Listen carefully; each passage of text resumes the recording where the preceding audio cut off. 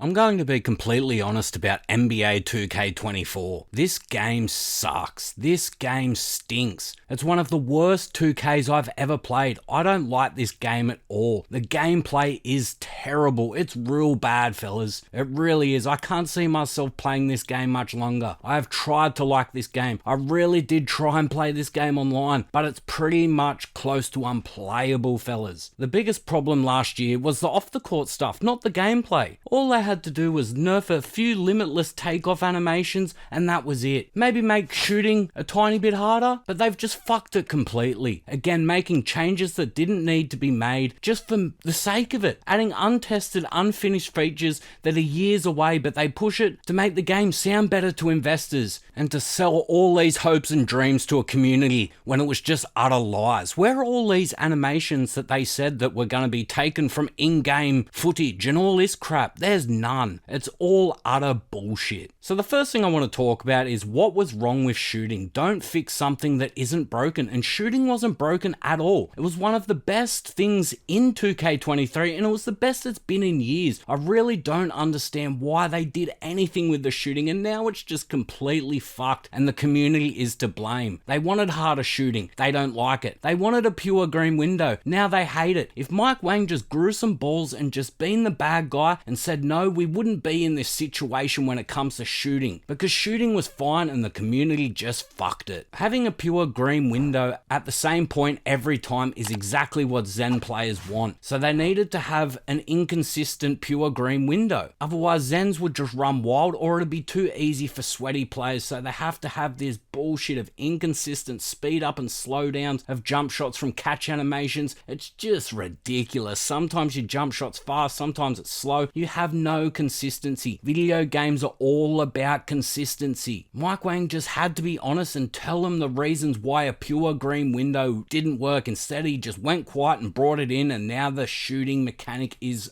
terrible. It really is, fellas. As I said, one night you can shoot, the next night you can't. One day you can, one day you can't. One game you Steph Curry, the next game you Shaq. You really just have no idea. So the next thing I want to talk about is the boring ass meta. Am I the only one that's sick and tired of watching every single guard play the same way with the same animations, doing the same behind the back every single game? It's not fun at all. You pretty much verse the same build with a different name every single time. I just can't keep doing it every year, every game. It's just the same thing. There's just one animation that is used and that's about it. There's over 100,000 animations in this game and players just use 5 of them. So the next thing I want to talk about is the animation system. What was wrong with the old animation system? It worked fine, but this new animation system, it just sucks balls, fellas. It really does. It's terrible. It feels like I'm playing 2K14 all over again. The amount of player clipping and ball teleportation is just sad in 2023. It really is. Some of the animations do look decent. They really do. But then they push players out of the way, or they just go through players, or the ball sticks to their hands and you can't steal it, and it's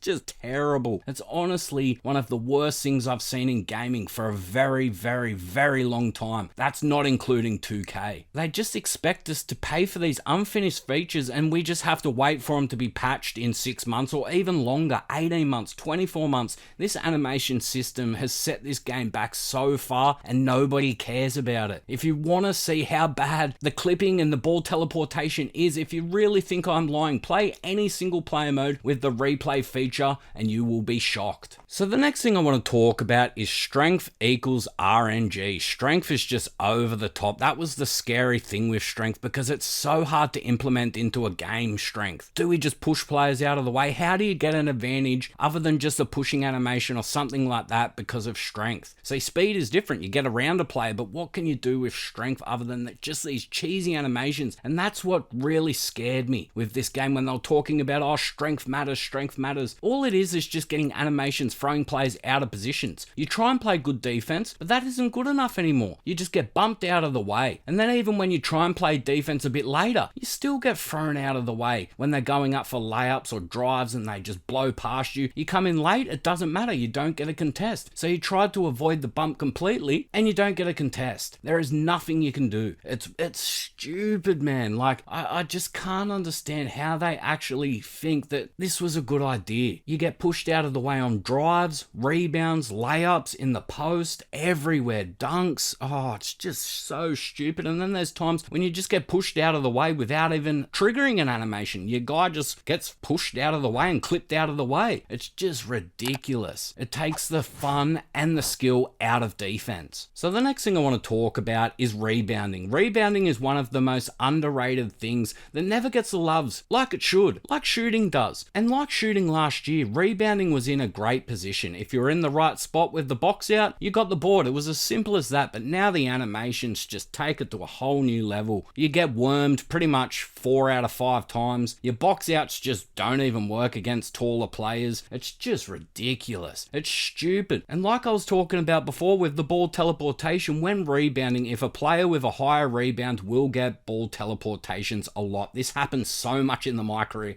and it really goes to show how bad it is, because a lot of players in the my career have a really low offensive rebound but a really high defensive rebound. So it happens so much. It's crazy, man. Like the amount of times that I've seen balls teleport or a player stick an arm through a guy's head just to get the ball, it's a fucking disgrace. And like I said, the worm animations happen more than ever, and then the ball just flies over the top of you. I don't know how they can fuck up something so simple like rebounding to trigger so many animations for a single bloody rebound. It amazes me. So the next thing I want to talk about is the contest system. Ghost contests are back, bigger than ever, fellas. I don't know whether it's open, wide open, contested, red contested. I don't know. I just give up. I just throw it up and just see what happens, because sometimes it's a good shot and then other times it's not a good shot. But the players are in the exact same position, but they've got a magic number that has a high perimeter defense, so they get a good contest. I can literally be standing in a guy's jump zone. His balls will literally be hitting my forehead and it's an open shot, because I don't have perimeter def that high. I've still got like 50 or 60 and I'm 6'4", but yet I just don't get a contest. Even when I'm 6'10" as a center, I haven't got my perimeter up yet and I don't get contests. As I said, his balls are literally on my forehead when he's taking the shot, but it's an open shot. This game is based way too much on numbers and animations more than just skill and basketball IQ. So the next thing I want to talk about is steals. They are getting over the top, to be honest, fellas, but players need to stop over dribbling. They dribble,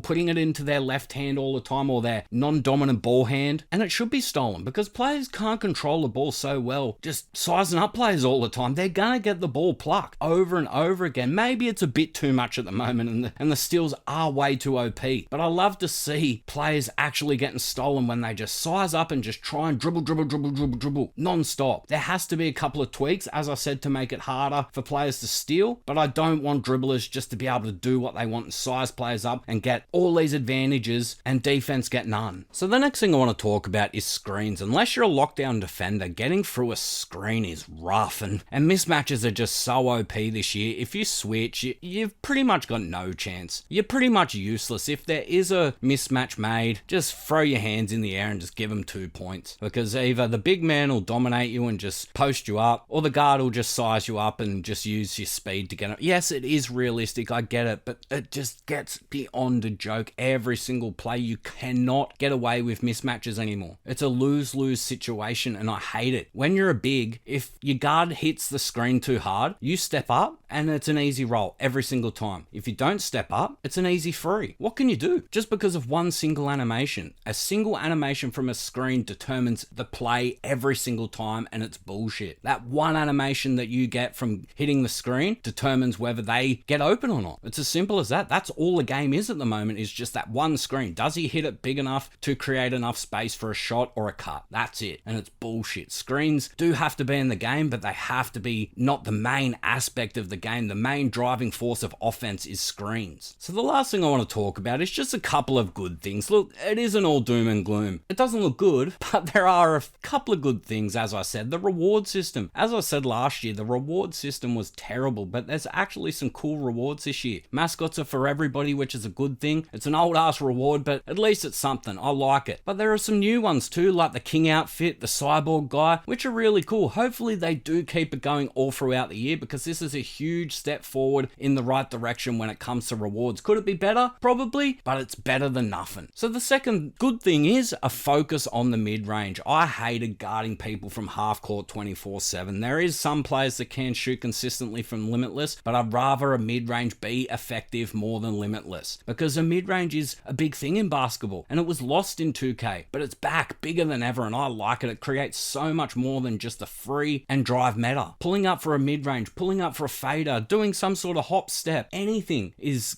great. It creates a bit of variety, but this game needs variety because every bloody player plays the same. So having this added into the game was a great thing. NBA 2K was on the right path, fellas, I'm not gonna lie, but they fucked it up just changing too many things that just didn't need to be changed, and they've taken so many backward steps this year. I thought that maybe this was the year that we could actually build from each next-gen game. I said a long time ago that NBA 2K was 18 to 24 months away, and now we're here and we're back where we were 24 months ago. And if history shows anything, it's going to take about 5 more years to fix. But anyway, guys, I've talked and raved long enough. If you do like these rant, raves, whatever you want to call them, don't forget to leave a like, hit the subscribe button, and I'll catch us later.